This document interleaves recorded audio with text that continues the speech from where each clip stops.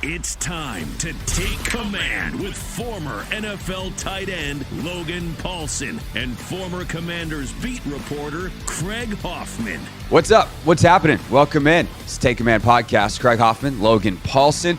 Looking ahead to this weekend's NFC East showdown between the Eagles and the Commanders. Can't wait to dive into this, Logan. Going to be a lot of fun. We have a lot of meat on the bone left on the Commanders' defense and their performance from the Saints and how that parlays into this game. Real quick, I did want to mention off the top one item of housekeeping. We tend to keep things very, very football-centric on this show, but it doesn't mean that's the only thing going on in the Commanders universe. The RFK Stadium bill is a constantly evolving huge deal. And it looked really good earlier in the week. Now, all of a sudden, it could be on the chopping block again. And we are following that on the Team 980 live, on 106.7 The Fan live. I had a tremendous interview with Aaron Cox, who is a politics reporter from the Washington Post, on my show on, Wednesday. So if you want to go to the Hoffman Show podcast and check that out, we'll probably have more coverage on Thursday and Friday's show as well. It's really wild, Logan. I know we're DC's team and all, but the fact that the future stadium site for the football team is caught up in the big, giant continuing resolution to fund the government, but that's where we are, and we're following it because it's important, and where this team plays next is obviously really important to everybody. But that's probably not a topic we're going to wind up talking about a lot on this show, but one that I know a lot of you care about. So the Hoffman Show is a good place for that personal recommendation. But also, of course, Sheehan, Russell, Grant and Danny, JP, and B. Mitch, and the Junkies are all covering it as well. Junkies actually had Mayor Bowser on the other day, so you can check that interview out in their podcast feed as well. Okay, into the football we go, Logan. And the Commanders' defense had a pretty interesting day against the Saints. They obviously shut them out in the first half, give up 19 points in the second half. They get the 2-point stop. That is fantastic. Giving up the 19, not nearly as good. And now you are facing a Philadelphia offense that had one of its best performances of the season its last time out against the Pittsburgh Steelers. Just a devastating final drive that ate up basically the entire fourth quarter. And Pittsburgh's one of the better defenses in the league. This is the second time these two teams have matched up. What do you think the key matchups are here the second time around, and how different is it than the first? Yeah, I mean, there's so many really critical ones. And I think, even in what you said there, just kind of reviewing what they did versus Pittsburgh, how we played versus New Orleans, there's just a lot to touch on. So let's hit the first thing, maybe most important thing, is I think that, obviously the Pittsburgh game is really interesting. That's a good defense, and obviously Philly was dominant in that game. Pittsburgh they have the highest percentage of single high coverages in the NFL. They have a very high percentage of man-to-man coverage, and traditionally throwing the football against teams that do that are kind of in the same coverage structure tends to be a little bit easier, especially when you have people in man-to-man situations that you trust, right? So like people say, oh, well, the Commanders had a harder time throwing the football, but again, we don't have A.J. Brown, we don't have Devontae Smith, we don't have guys that can consistently win one-on-one matchups. And they do, right? They have Saquon Barkley, they have tight ends that can win one-on-ones. And so I think that some of that production in that game from a passing standpoint specifically is reflective more of what Pittsburgh was doing and their answers. And I don't think Pittsburgh's defense played badly. I don't think Pittsburgh's defense played badly. I think what you're seeing from Philadelphia over the last couple of weeks is really the truest definition of a defensive football team. And what I mean by that is their defense is playing so well that they can kind of sit in this game flow where it's like we can run the football, we can be patient running the football. We don't have to get outside of our comfort zone ever offensively, right? Even if we're down by three or four points in the first quarter, first half, we don't have to panic, we don't have to rush because the defense is not going to let any more points score, and we can run the football, we'll find explosive play, we'll get back into this thing. And I think that's the thing that's so interesting about watching them is they have not really been stressed because the defense is playing so well. So that's one thing. And then now let's go back to the New Orleans part of it. And so one of the things about New Orleans is that I really enjoyed watching, and I did a breakdown of this with Coach Quinn on the Game Plan show, which comes out before the game on Sundays, and just talking about the coverage structures. They ran a little bit of cover 3, they ran a little bit of cover 2, they ran a little bit of man coverage, and just how good they're getting at it. And then how good the coverage structures are getting, coupled with how effective the rush is. And I think that's been something that's been really cool to watch, kind of the frenetic energy of the front. And so I think this defense presents more issues from a coverage, and I don't want to say rush standpoint, but definitely from a coverage standpoint than the Pittsburgh Steelers do. So I do think that that's going to be something that is going to bode well for the Commanders. And I think when you look at the two perimeter pieces, the Commanders have Mike Sanders still, and obviously Marshawn Lattimore. I think there's a really cool opportunity for Joe Witt Jr. to even further diversify that coverage portfolio. Because again, when you look at Marshawn and watching him and how he played, like, he just brings a level of athletic dexterity, confidence, understanding of how to play the position that gives you some more flexibility in the back. And I'm not saying they're going to play man all the time or cover 3 all the time or cover 2 all the time, but because of his unique skill set and how talented, strong, athletic, and smart he is, it lets you kind of diversify what you're doing. And I think some of that stuff's going to be really, really important versus the Eagles, because again, like, they're a defensive football team, and they run the ball really well offensively. And so if you can kind of throw a monkey wrench in that run game with some more aggressive coverage structures, there's an avenue here for them to have a very successful day defensively. Yeah, I think it's so hard, the Eagles, in terms of trying to game plan for them, because if you're game planning for the quarterback, what you would do is just say, we're going to zone it up. We know we're not going to be able to get to you in a major way because your offensive line is amazing. We also don't want you scrambling. So we're just going to zone it up. We're going to make you find holes. We're going to make you be precise. We're going to make you be decisive.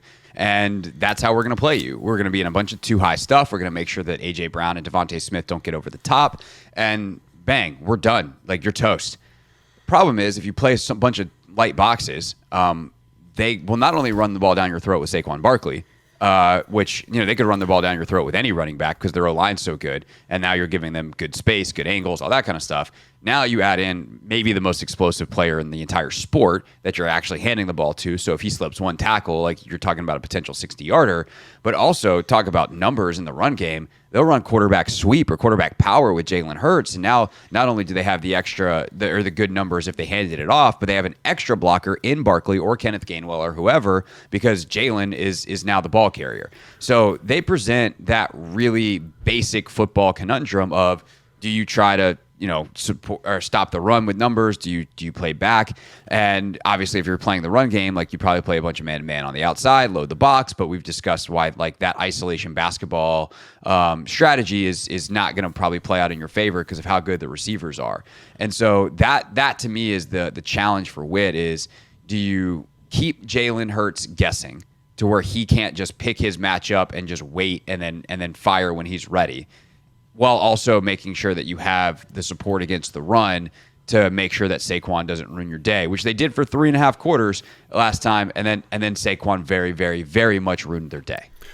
No, I think that's 100% right. And again, I don't think it needs to be man coverage. I think when you look at the New Orleans game, I think the way they're running cover 3 right now, you feel really good about it, right? They kind of start in this split safety look, looks like 2, maybe quarters, and then, Jeremy Chin or Quan Martin will rotate down into the box on the snap, and you can get into some different coverage looks. And I really think that might be a solution, a viable solution, because one of the things about cover 3, again, when Dan was in Seattle, that made it so effective was you're always playing an 8-man box, basically. And I think you had really good corners on the perimeter that could kind of knew how to funnel to the middle safety. You had a safety with some range, and again, that's one of the best secondaries of all time. So I'm not saying that's what they can do all the time, but I think definitely that's something that I would kind of look into, is like, how much cover 3, how much aggressive quarters can we play, again, to make sure that safety's thinking run support while also kind of maintaining a good coverage base in the back end. Because again, one of the things about Philly, when you watch the offense, I'm going to say the word simple, right? It feels like they know that they're really talented, and they play like they're really talented. And so talented teams oftentimes are like, hey, we're going to line up in, this is the picture, right? It's like, hey, we're going to be in 2x2. We're going to be in solo with 2 tight ends and 2 receivers. There's not a lot of motion. It's not a lot of try to trick you. It's like, hey, this is what we're doing. And I think that, to me, is something that is beneficial, right? Because we're not going to be tests and rules. We're not going to be trying to bust pipes. It's really just our personnel is better than you. And as a defensive coordinator, the personnel issue is a big issue. But I do think it says, hey, like, we know we can play these coverage structures, and this is kind of what you're going to get out of these looks, right? They're going to pass when they spread it out. They're going to run when they bring the tight ends in. They might bring a little play action, but that's something every team does. So it's not like anything novel and different in those aspects. So That's something that really jumps out to me is like, take advantage of them being not overly complex. Like just kind of they're going to do what they're going to do. They're going to have a little wrinkle each week where it's like, hey, we're an empty a little bit more, and we're going to run. Like last week, they got an empty, right, with like basically 5 wide receivers, not 5 wide receivers, but a tight end, and then like Johnny Wilson, who's like a pseudo tight end for them, and they just ran like shallow cross, like which is a version of mesh. And they ran that exact formation, that exact play, probably 5 or 6 times, which is very unusual in the NFL for someone to run a play, come back to the same play with no augmentation in formation. So I think that's one thing that really jumps out to me is like, stop the run, play coverage, and just hope that your rules and the way you're presenting it are complex enough that you put Jaylen Hurts in a spot. Because I will say this about Jaylen Hurts, like he is not... right now doesn't appear to be overly confident throwing the football. Like there's a couple opportunities where they run like a fake bubble, kind of like that one where you pump it and the 2 receivers are up the seam, and there's dudes that are like wide open down the field. And I don't know what he's looking at. And again, everyone's talking about how effective he was as a passer, but he's not throwing the football down the field in these situations where you have an explosive play. And so I don't want to deal with Saquon Barkley. I don't want to deal with the offensive line from a run game standpoint. Let's put the ball in Jaylen Hurts' hand as much as possible. So I'm thinking be aggressive on 1st and 2nd down. Try to stay out of 3rd and short, 4th and short situations and say, hey, man, Jaylen Hurts, you have to beat us. And I know that sounds insane, but like it's now. Look, Pittsburgh last week, yeah, okay, he looks confident. Are they back? He gets up there afterwards and like, oh, is that what y'all wanted to see after the whole week with him and A.J. Brown going back and forth? He threw for 108 yards 2 weeks ago. Like, he has not been good for the majority of this season.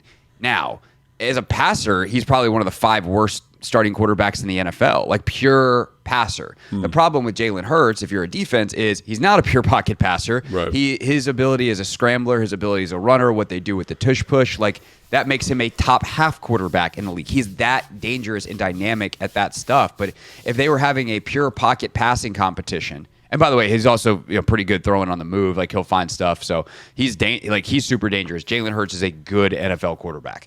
But if it was a pure pocket passing competition of you have to read it out, either a pure progression read or hey, pick a side read, whatever it is, the super high level quarterback stuff, like that's not his jam. He's a good thrower, he's super accurate, but he's actually figuring out where to throw is not his specialty. And we've talked about this every time that the Commanders have played Philly the last couple of years. He can do what he does at the extremely highly effective level that he can because their offensive line is so good. He and Lamar Jackson are tied for time to throw in the league. They both average 3.14 seconds really? Wow. to throw every single snap. I think Lamar's is probably a little inflated by the fact that sometimes he runs around for 7 seconds. Right. And that brings the average up. But like on a down in, down out basis, he's probably quicker than that. Jaylen, I feel like, is much more like, no, that's kind of what he does. Yeah. The other big difference between Lamar and Jaylen is Lamar has been sacked 21 times. Jaylen has been sacked 38 times this year. Yeah. In 5 less pressures. So his ability to avoid that and just take a negative play has not been super elite this year. In fact, he's one of the bottom 10 quarterbacks in the league in taking sacks. So I think that's a relevant plot point as well. Like, can the Commanders actually get home on some of these, put them in some 2nd and long, 3rd and long, and then you avoid the vaunted 3rd and 4th and short where they're just going to push their way to a 1st down. Well, I think you saw that in the first game, right? Like, he takes some sacks that he shouldn't take, like really poor sacks. He's scrambling out of the pocket. His people are right there. He takes a sack. It's like there's that trick play that they run. He takes a sack on the, what I'm saying? Like he took a lot of like negative plays early in that game, which to me is maybe the difference in the game early in the first half. There's one, or not maybe the difference, but one of the factors that kind of led to a very positive first half and a less productive second half for the Washington Commanders. So I don't know. I definitely think that to me is the crux of it, right? When you look across the offense, like I'm just going to read down their personnel. You got A.J. Brown, Devontae Smith. You got Grant Calcaterra, who's their tight end, who's a pretty explosive player, but young player, developing. You got Jordan Mailata right now, who's playing as the highest graded offensive lineman on PFF. Landon Dickerson, a Pro Bowl guard. Cam Jurgens is playing well. Mekhi Becton, Lane Johnson, Jalen Hurts, Saquon Barkley. Like, there's not a lot of chinks in this armor. So when you go down, or when you go down the list, you kind of say, what's the weakness? And to me, it jumps out as being Jalen Hurts. Because when you watch him on a down-to-down basis, and you mentioned it, right? He's devastating in the tush push, the quarterback runs, the ability to find explosive plays, like when he can do that, when he can extend the play, get out of the pocket. But he does take negative plays, and when you watch the film of him, right? When you watch him turn down open throws, when you watch him pull the football down and create pressure for the offensive line, like that's something that you have to maximize. So how do you do that? It's play different coverage structures, and can the rush get home? He's going to give you a shot. He's going to give you a shot for, it was really interesting. I was listening to something on Check the Mic, which is the 33rd Teams podcast about football. And they were talking about how the way that PFF is going to grade this game, there's going to be no pressures given up from the Pittsburgh game, even though there were 2 sacks. And it's like, why is that? And it's because Jalen Hurts is vacating and running into pressures that he shouldn't run into, which I think is a really valid point. So even if the rush isn't necessarily getting home and sinking in the way that they were versus New Orleans, he will give you 3 to 5 opportunities to do that. So can you, when that happens, capitalize on them? And in the first game, we were able to, especially in the first half to a certain extent. But now it's like, can you manufacture rushes? And you see one of the things that I think Joe Witt Jr. did so well in the New Orleans game was work on understanding when they play their double A, like, where's the slide going? It's probably going to go to 4. So that means Bobby's going to be on the back, and Bobby's going to win a rush on the back probably 9 out of 10 times. He's blitzing better than I've ever seen him blitz in his entire career. So can we find some stuff maybe where Saquon Barkley's got to protect, or Kenneth Gainwell's got to protect on Frankie Louvu and Bobby Wagner? That's a matchup for us, or maybe Jeremy Chin. And then it takes some of the onus off the 4-down lineman to win consistently. So I think that's the type of stuff you're looking at.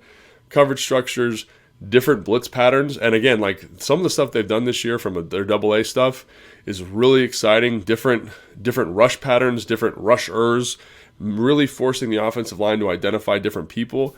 And again, this group's excellent, but sometimes a little change-up's all you need to get kind of a junk pressure. And I think that's what we're looking at here in this game. But I think maybe this is the point you made 5 points ago, is how are you efficient enough on first and second down to make sure you have that opportunity to do that? And when you watch the second half of the Pittsburgh game, they just were like, oh, you're gonna try and be cute with us? Like, we're just gonna put this thing in 4-wheel drive and run 20 consecutive plays, do a couple of tush pushes, and you're never going to touch the football again. And they're scary enough and strong enough and physical enough up front to get that done. And that's the thing that is like, yeah, all this cool third down stuff, make Jalen Hurts win the game, great. Shoot, you gotta put the mouthpiece in, put the neck roll on, and win first and second down to get those opportunities. For sure. And here's a statistical way to describe the Jalen Hurts conundrum real quick. EPA per dropback's a stat we've mentioned on the show before. EPA stands for estimated points added. Things that really help your EPA, touchdowns, first downs, obviously estimated points added. A lot of points added on touchdowns. A lot of points added on first downs because you extend drives. Well, Jalen Hurts has over 1,000 less passing yards and half the touchdowns of Joe Burrow. Burrow this year has almost 4,000 yards. Hurts has 2,800. Burrow's 36 touchdowns, 8 picks. Hurts 18 touchdowns, 5 picks. They have the same EPA per dropback. The exact same, because Hurts so often converts in those really key third down, third and short, whatever situations. He comes up with clutch plays. And then, I guess this is EPA per dropback. That doesn't even count total EPA, because like EPA is a rusher. Think about, he's got, I think, 10 rushing touchdowns or something like that on the year. So he's really dangerous, but you got to take advantage of the opportunities that are given.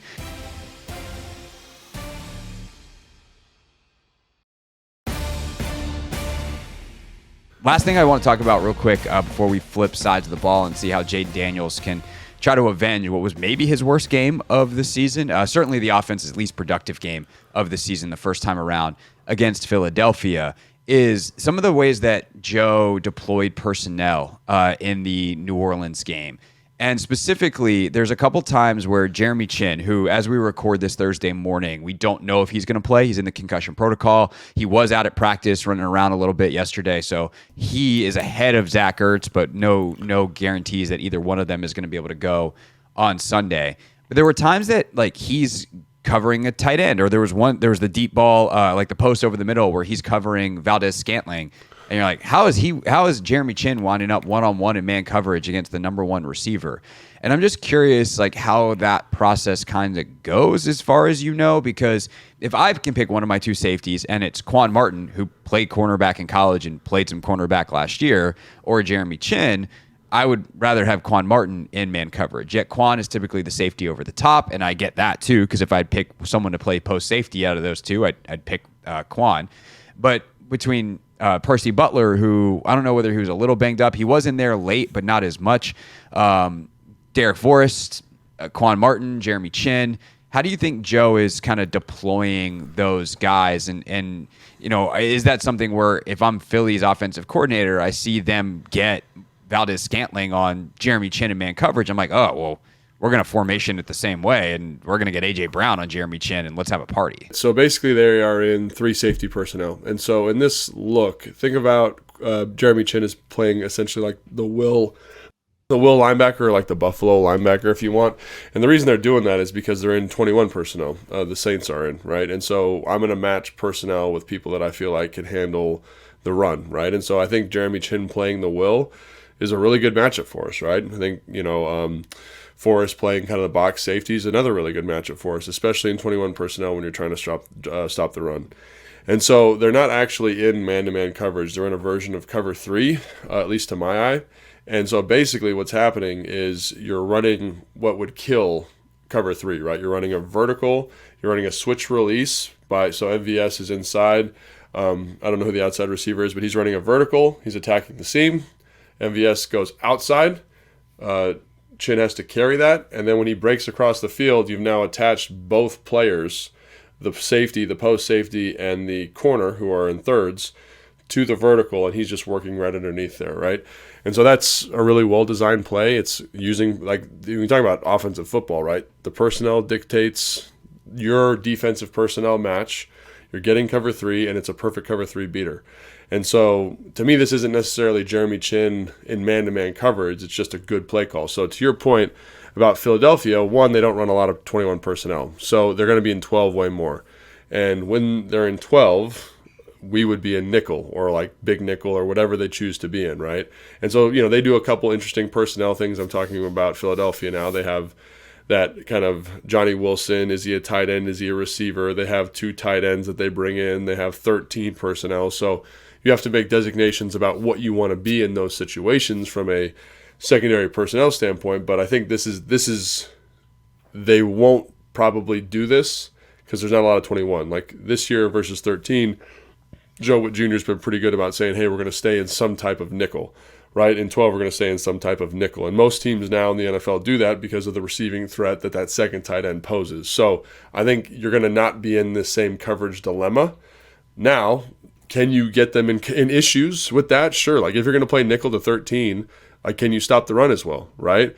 Probably not. And if you think about the explosive runs that they had in the first game, they basically get into 12 or Big 12, Philly does, and they bring Johnny Wilson in as like a third tight end, and they just run the edge to the front side. They outside zone it, and Saquon Barkley cuts it back because you're kind of physically outmatched on the front side of that run. You're gapped out.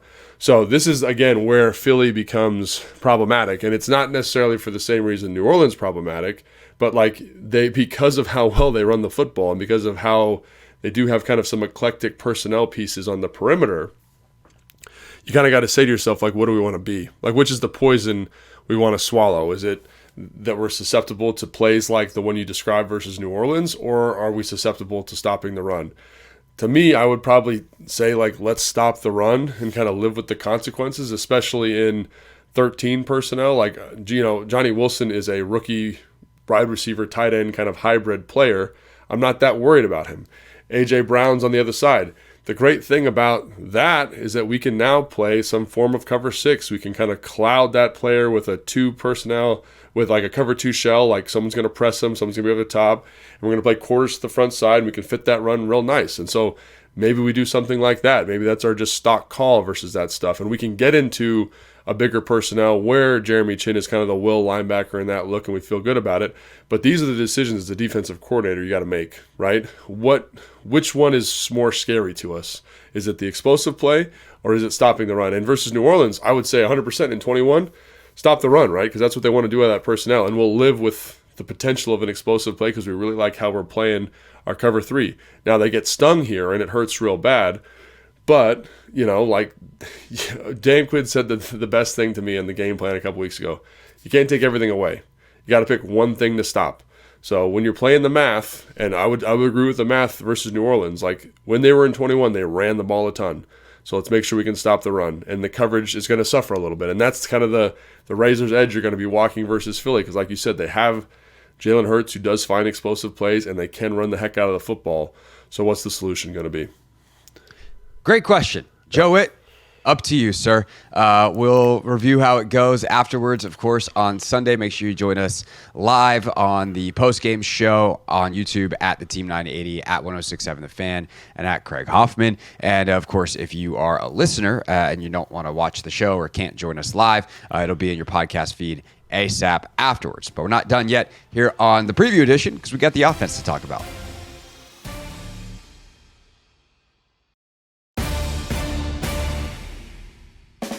Take command, Craig Hoffman, Logan Paulsen talking about the Commanders and Eagles this weekend. Jayden Daniels and the offense getting a second crack at an Eagles defense that really tripped them up in their first matchup. And we've talked about this. We don't need to belabor this point, but the Eagles defense is one of the most unique in football. It's the Fangio defense, coached by Vic Fangio, and getting that for a rookie quarterback on 4 days rest was an impossible or near impossible task, and it showed up in the game. Some of the confusion that Jayden has not really experienced in other games this year was there in that one. But they've got a full week now. They're doing some different things offensively.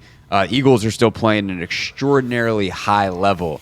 If you're Cliff Kingsbury going into this week, what are some of the high-level things that you're thinking about doing to unlock this defense in a way that you couldn't in the first matchup? Yeah, so what I think is Jayden will do a little bit of that on his own. I think when you watch how he played versus New Orleans and you kind of see his understanding and his patience and how he trusted the protection and the ball delivery, there's a lot of really good stuff that makes me think, hey, he's kind of the arms back. He's got the zip, the snap on it that we saw earlier in the season. So some of those tight window throws, he'll be able to get the ball there when it needs to get there. So I think a little bit of that will be taken care of. I think the other thing is finding ways specifically, and I know this is not like a novel concept because everybody in the NFL needs to do this, is how do you account for Zach Bond underneath, and really Cooper DeJean, like those two underneath hook players, like how do you account for them? Because one of the things about Zach Bond and Nakobe Dean to a certain extent, but he's more of like the run kind of downhill type player, is very rarely have I seen a linebacker cover so much ground underneath. Like I think it's the first drop back in the or maybe the second drop back of the Philly game that the Commanders had. They're running like a spot concept. So, sit by number 1, corner by number 2, the back runs to the flat. And the way that they run it, you're like, oh, yeah, throw the ball to the flat because they're playing their man, like their single high, a version of man. Maybe it's match, but the middle linebacker's relating to the back. So, the back should be wide open. Zach Bond, he is in a bad leverage position, runs that down and makes the tackle. The first third down, they're trying to manipulate Zach Bond on a crosser with a dig in behind it. And Jayden, I think, makes the right decision, but Zach Bond does such a great job of getting depth and then weaving, almost like a DB, underneath the go and getting his hand on it and knocking it down. You remember the throw to Noah Brown? And yeah. So how do you account for that guy, really? Because another thing is, when they're in their quarters match, he's got a person that he's, matching or that he's playing man coverage on. But what they also do a really good job of, it's if the back's protecting or if the back's away or if the back's chipping, he does an awesome job of being I'm getting depth right now and kind of getting into the coverage and clouding windows. So it almost kind of plays like an extra plug player. So to me, obviously, like they've got great corners. Quinyon Mitchell's is doing a great job. Darius Slay's playing at a high level. Though you see good corners, right? They've got good safeties. Chauncey Gardner-Johnson and Reed Blankenship. Those guys are doing a great job.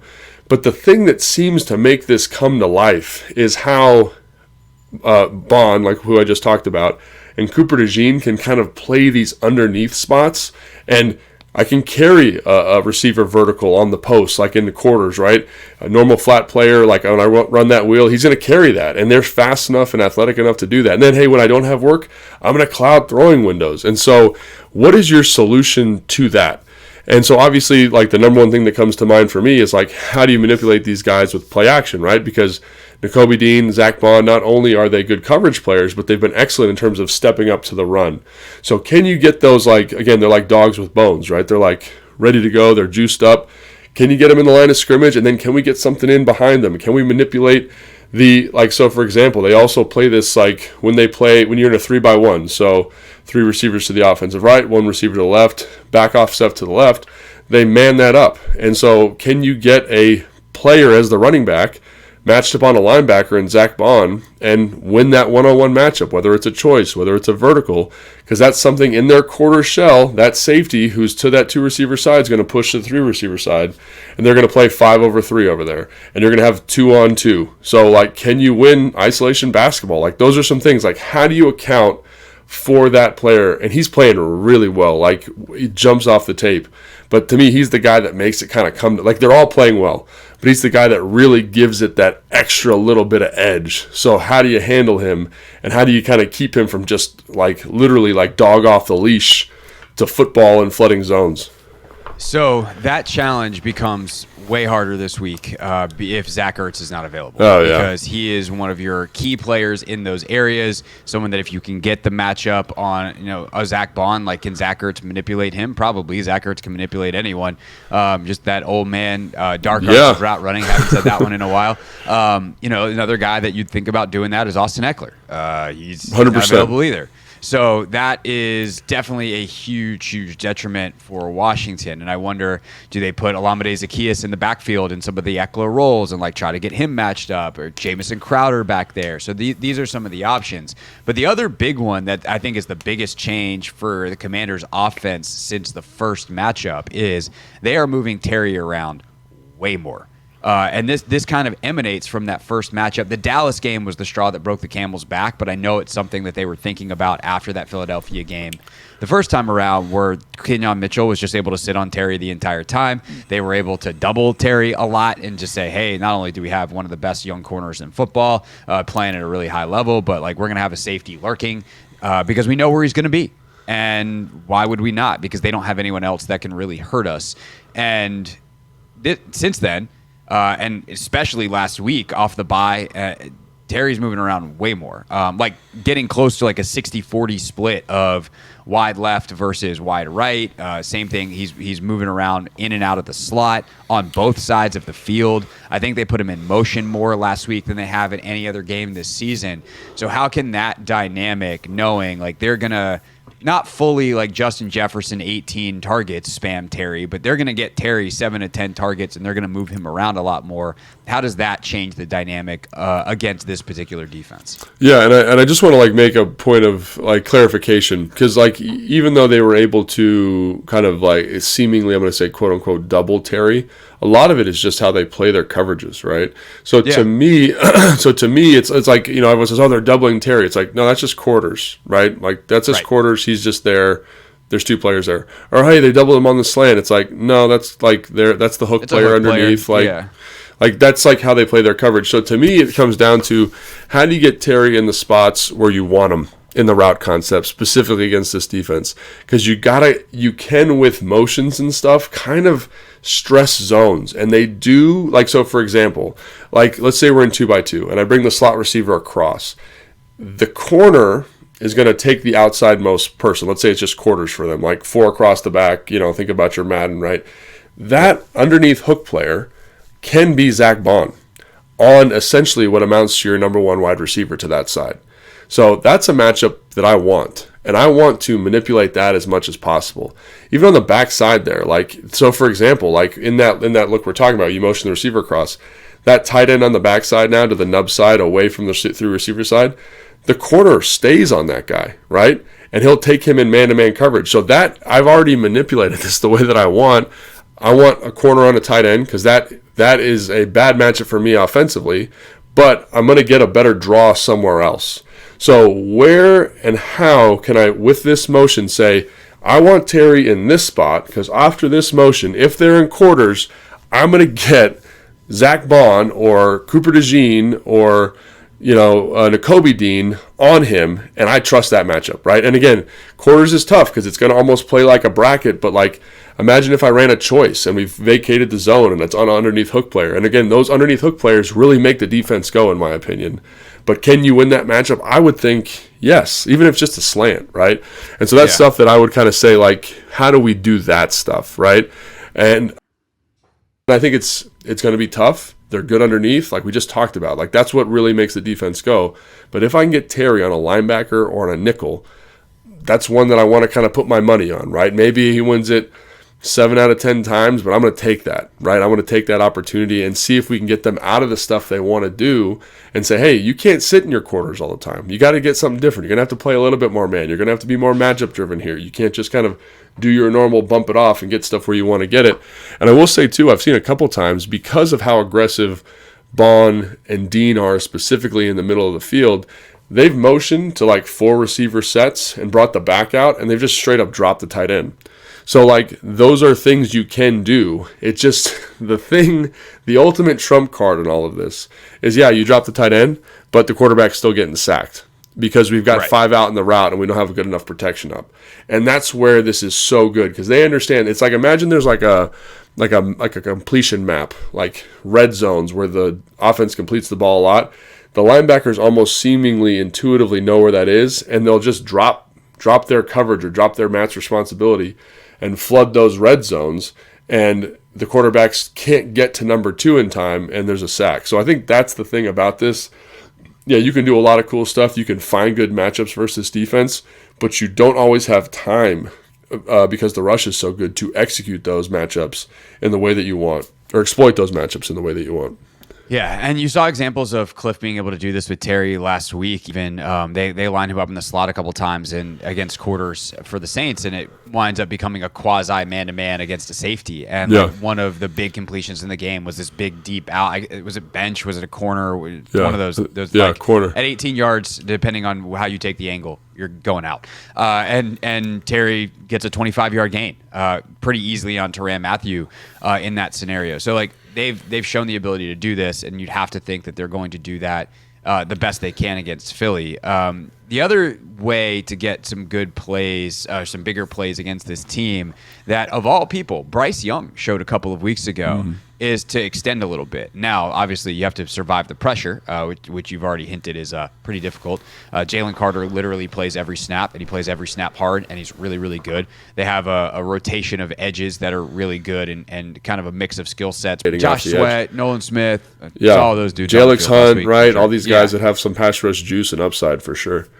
So, but Bryce was able to extend some plays in that Carolina game where Carolina almost beat Philadelphia and was able to find some plays down the field. How do we feel about Jayden's ability to do that? We've talked about how his pocket movement and sometimes extending isn't actually his thing for as mobile as he is. Like he'll get out and just try to run, and sometimes the lane he takes can actually invite pressure. So how do we feel about his ability to do that against this Eagles team? Yeah, I think one of the things that I was thinking about last night when I was watching the film, I was like, because that's not really Jayden's, coup de grace. That's not his best thing, is like extending to find plays downfield the same way like, vintage Russell Wilson used to do, right? For example, or the way Josh Allen does. Like he's extending to become a runner usually.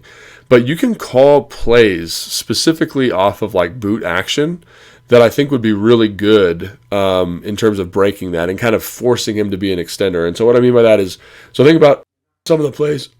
that they ran last week with, him and where he's taking those sacks, where he's running. It's what essentially would amount to be a naked, right? Like he's running out. There's no protector there. That he's one-on-one with the defensive end, and he's reading a 3-level throw. So when I was with Kyle, when I was in Atlanta, when this is kind of your default setting here, is instead of having it be a naked, you bring a tight end and maybe a running back to that side. They double team the defensive end with eyes to the strong safety. And if the safety blitzes, they would block him. But you boot Jayden out, and then all of a sudden now you've broken the protection rules, right? And so there's no contain player. He's broken the contain of the defense, and he has more time, hypothetically, to read a deep crosser, and again, that would break it. So, for example, think about on a keeper, you're bringing, one short, one high, and then someone's running a go, for example. But what if that go runs a post now, right? And can really get behind the defense because we've broken contain, we've given him an opportunity to get into that 2.7 kind of time frame to throw the football, and he can just arm punt that thing down the field. And think about, Robert Griffin in 2012 throwing to Robinson deep on the post versus Dallas, right? It's that same type of play. Heavy play action, I'm kind of vacating the pocket. All of a sudden, because the time parameters change, those shots and explosive plays become more relevant down the field, and you can hit them. And I think that's something that I would kind of look at is, are there ways to tweak our protections, tweak some of our boots in terms of kind of making a pseudo pocket, outside the hash almost, that would allow him to kind of push the ball down the field in a way that he wasn't able to the first game because he was just setting up in the pocket all the time. Yeah, I'm actually looking at the heat map from the first game, and it's interesting as well because they did take a couple of deeper shots in this game. They had 4 throws, 20-plus yards down the field, 5 throws, 6 throws, but anything 25-plus yards was all to the right side. So, how to replace Noah Brown? Can they get Terry over there? I think some of the personnel questions become interesting as well, no matter who is, is Jayden throwing on time? Is he extending? Whatever. And I think that, to that point, KJ Osborne being in this week, it should be an upgrade on some of the blocking stuff in the run game. Some of those intricate, details that we talked about with Luke McCaffrey, perhaps Osborne's in some of those spots. I wonder if Zach Ertz is out, if we see a lot more Jamison Crowder on some of those type of routes. But do you become an 11 team all of a sudden because Zach's out? Hilariously, what about becoming a 10 team at times? Yeah. Cliff, for all the talk of oh my God, are they going to try to run the air raid? Cliff, man, go back into your bag, bro. Go back to your college days. Let's run a little bit of 10. But I also think I can't remember who I was having this conversation with. But it might have been you. It might have been Kine. It might have been someone else. I talk about this team way too much. But we were talking about how it feels like they just have a bunch of good zone wide receivers, and it's not necessarily a bunch of guys that can win man to man.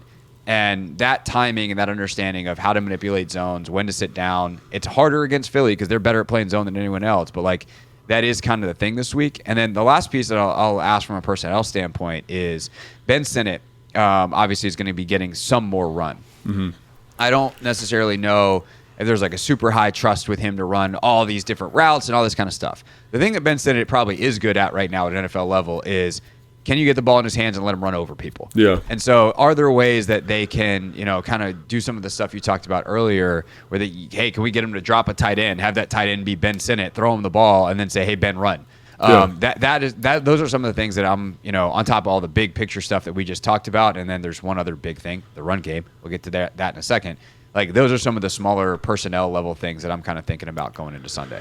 No, I think that's 100% because you're getting to a point now where we're kind of we're in a less than ideal situation. And what I mean by that is I don't think this is we've talked about how there's a lack of general top end talent, but I think all these guys are good football players. I think OZ's been a great ad. Jamison Crowder as a number 3 is awesome. Terry's done a great job this year. But now all of a sudden we're getting guys in roles that they haven't been before, right? So you mentioned Ben Sinnott, and everyone's just have Ben Sinnott do what Zach does.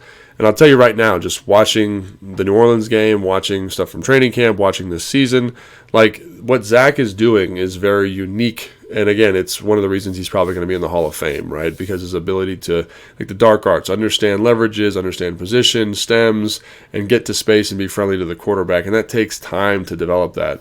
So you bring up a great point there with Ben. You can't just say, oh, run Zach stuff, because it's not going to be effective and you're throwing away 10 plays, which you don't want to do. So what are the plays that work for Ben? He's a nice vertical route runner. He can get into the defense. He can run corners. He can run posts. He can run screens.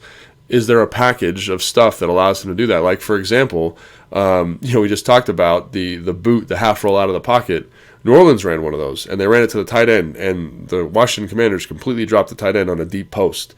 And if the protection had held up, like if the two tight ends were able to block Fowler, that's a touchdown for sure. So I know Ben can run that. I know he's fast enough and he can adjust the football. Like, is there a way to kind of manufacture something like that for him in the offense? 100%. You mentioned Osborne. Like, I loved Osborne in Minnesota. I like what he does from a run game standpoint. Like, is he a true 2? Probably not.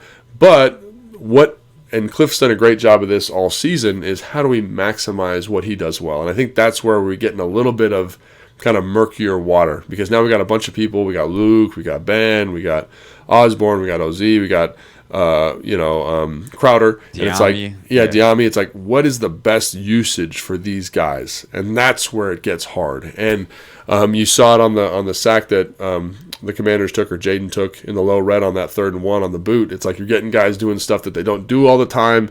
And so that's where it becomes a little bit challenging. I think that's where Cliff's got to earn his paycheck this week. And that can be stressful. And I've been a part of teams where there's been a little bit of an injury bug at the top, and it really limits, not from a talent standpoint, but just from an execution standpoint. And because they just haven't had as many reps at it. So that's going to be something that, again, to your initial point, 3 points ago, how do we get Terry in, if not the first spot, the second spot, as much as we possibly can, because that's a really nice way to offset some of that, because he's done it all, right? So, and Jayden has a good rapport with him, and Jayden doesn't have to build that rapport with. He trusts him. He'll let it rip to Terry in a way that he won't to other guys. And so I think that's something where it's like, that's why that's going to be so important this week, is that element, because again, everyone else is going to be fine, but you need some of that playmaking spark, and how do we get Terry involved in more of that? So the last piece, which maybe should have gone first, is the run game. Yeah. Brian Robinson was out in the first matchup. That 100% played a huge role in that game. So can Washington get the run game going? Obviously, the offensive line is going to be just rearing to go because of how badly they played last time out. We assume that Biotish will be back and everyone else is good. Like these guys are going to want revenge for their last performance. Can they get it against a very good Philadelphia front? Yeah, and I think this is going to be something where you say, what hurt us in the last matchup? Because I actually thought they were able to run their GT a little bit, had some success, went back and watched the runs last night, and you're like, oh, that's a nice little pop there. Good job by B-Rob on a Wanda. Like, there's some good stuff here. And then you kind of get in deeper into the cut, and you're like, oh, Jalen Carter's winning this one-on-one on a back block, and it blows up the GT, or he's penetrating on a bounce, and it's getting blown up in the backfield.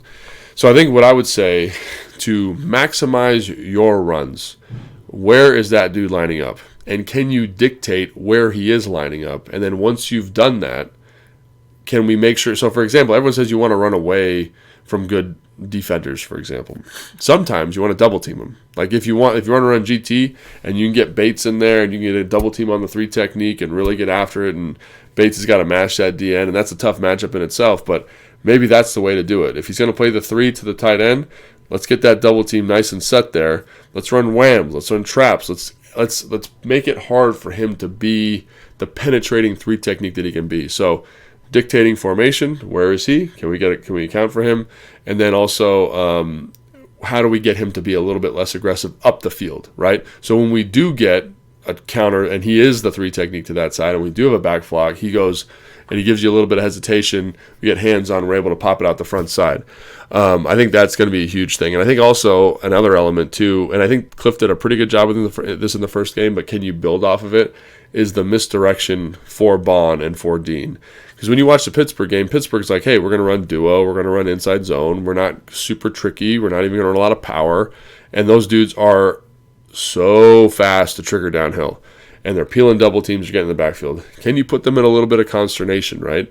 So those are the things that I would say from the first matchup that need to be addressed. Because everyone says, oh, Jordan Davis, good player, he's a good player. Milton Williams, good player, is a good player. But those are all players you can deal with and you can handle. Like, it's really Jalen Carter and the linebackers and how you handle them. And so, misdirection, where's Jalen Carter on every play? Do we want to double him? Do we want to trap him? Do we want to wham him? Make him think. Because I do think if you can get him off his game a little bit, it becomes a little bit more porous in there. And you watch, for example, the Carolina game, and their guards are really physical. They're able to kind of move him off the spot. There's some creases. And again, they didn't run the ball super effectively, but they ran the ball effectively enough. So I think if you say, hey, can we get to like a baseline efficiency here, stay on schedule, get to those those second and sixes, second and sevens, so we're not kind of way behind the eight ball like we were in the first game, taking tackles for losses and all those different things. This looks a little bit different. And that's really going to be, to me, the story of this game is, can this team find a way to run the football? Because we just talked about, Jayden and all the stuff he's got to deal with. It's so much easier for him to throw, take shots if you have heavy play action, right? Heavy ball fake, get them downhill, get those linebackers up near the line of scrimmage, create a little space in the middle of the defense. That only happens, to me, versus this team if you are committed and effective at running the football. So can you win one-on-ones, and can you elevate this group? Those are things that, again, this is why those coaches make a lot of money, because it's going to be hard, but finding a way to get that done is going to be a huge deal. As we rounded up the defense segment with a good luck Joe. Good luck, Cliff. We'll see how it goes on Sunday. We'll see you after the game live from Northwest Stadium, probably around 5:30 once we're done in the locker room. So join us there, probably about halftime of the late games. Flip on over on your smart TV or pull us up on your phone, your tablet, YouTube at Team 980, at 1067 The Fan, or at Craig Hoffman. And we are live talking about Commanders and Eagles. And then we'll be back. We're actually, even though Christmas is next Wednesday, as far as I know, unless Logan's about to tell me otherwise as soon as I hit stop recording, we're on a regular schedule next week because Christmas is on a Wednesday. And we got stuff to do Tuesday and we got stuff to do Thursday. So we'll see you on a regular schedule ahead of Sunday Night Football. Falcons at Commanders next weekend. So busy time of year, obviously. A lot of important football. And, man, it is good to have some important football for the right reasons in December. For Logan, I'm Craig. We'll see you next time on Take Command.